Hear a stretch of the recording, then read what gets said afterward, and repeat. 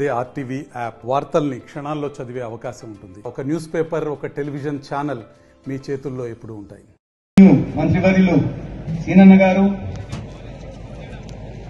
వేదికపై ఉన్న సిపిఐ మిత్రులు, సిపిఎం మిత్రులు, ఇండియా కూటమి మిత్రులు, ఖమ్మం జిల్లా ఇక్కడ జలగం వెంకటరావు గారు, కీర్తిశేషులు జలగం వెంకటరావు గారు సీఎంగా అయినారు. అప్పటి నుంచి ఇన్నేళ్ల తర్వాత ఖమ్మం జిల్లాకి ముగ్గురు మంత్రులు, ఉప ముఖ్యమంత్రి గారు బట్టి విక్రమార్క గారు, సీనన్న గారు, మంత్రివర్యులు తుమ్మల గారు, అలాగే రాజ్యసభ మెంబరు రేణుకా చౌదరమ్మ గారు, ఇంత పవర్ఫుల్ ముగ్గురు మంత్రివర్యులు ఉండి, ఒక రాజ్యసభ మంత్రి ఉండి, ఆ ప్రాధాన్యత మళ్ళీ ఇన్నేళ్ల తర్వాత ఖమ్మం జిల్లాకి దక్కింది. కేవలం 150 రోజులలోనే 6 గ్యారంటీలలో 5 గ్యారంటీలు కాంగ్రెస్ ప్రభుత్వం క్లోజ్ చేసింది అని మీకు మనవి చేస్తున్నాను.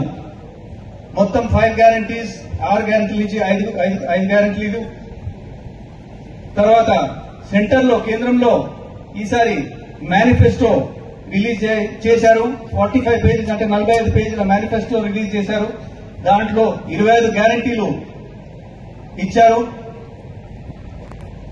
30 లక్షల రూపాయలు, 30 లక్షల మందికి ఉద్యోగాలు. ఆ 30 లక్షల మంది వ్యక్తులలో 50% స్త్రీలకు రిజర్వేషన్, ₹1,00,000 ఉచితంగా పేద ప్రజలకు ప్రతి హౌస్ హోల్డ్ కి ఇవ్వటం, ఇలాంటి ఎన్నో ప్రకటనలు ఉన్నాయి 25 గ్యారంటీలలో.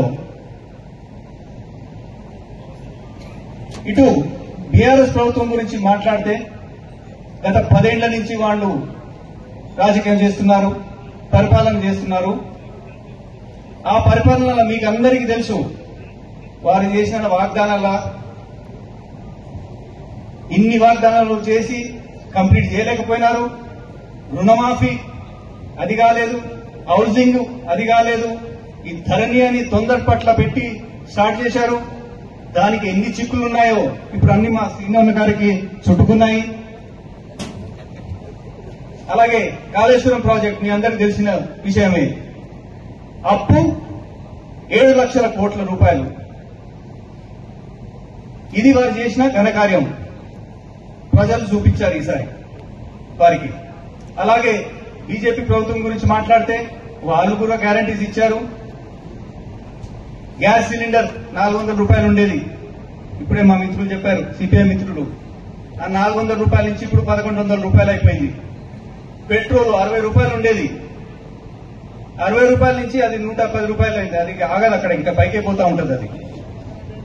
తర్వాత 2 కోట్ల ఉద్యోగాలు అన్నారు. ఆ 2 కోట్ల ఉద్యోగాల నుంచి 1 కోటి ఉద్యోగాలు అప్పుడే తీసేసి కంపెనీలన్నీ అదానీలకి, రిలయన్స్ లకు అమ్మేశారు. అదేవిధంగా Indian army, Indian air force, Indian navy ప్రతి ఏడు భారీ సంఖ్యగా అందులో భర్తీ అవుతూ ఉంటాయి. ఇప్పుడు ఏం చేశారంటే మొత్తం తీసేసి అగ్నివీర్ కింద కాంట్రాక్ట్ గా చేసేశారు. కాంట్రాక్ట్ సిస్టమ్ తెచ్చారు, అది కూడా నాశనం చేశారు. ఈసారి భారీ మెజారిటీగా కాంగ్రెస్ ని ఎన్నుకుంటే రాహుల్ గాంధీని ఆడికి ప్రధానమంత్రిగా చేయడానికి అవకాశం ఉంటుంది. నన్ను గెలిపించి నాకు ఓటేస్తే మీ గెలుపు, అది నా గెలుపు కాదు, మీ గెలుపు, ఇండియా కూటమి గెలుపు. మరి ఒక మనవి చేస్తున్నాను, ఈసారి నన్ను గెలిపించి పార్లమెంట్ సభ్యుడిగా పంపితే నా జీవితం మొత్తం దీనికే, ఖమ్మం జిల్లాకే అంకితం చేస్తున్నానని చేసుకుంటూ ముగిస్తున్నాను. మరిన్ని వీడియోస్ కోసం ఛానల్ ని సబ్స్క్రైబ్ చేయండి. లేటెస్ట్ అప్డేట్స్ కోసం వాట్సాప్ ఛానల్ ని ఫాలో చేయండి. అండ్ లింక్ డిస్క్రిప్షన్ లో ఉంది.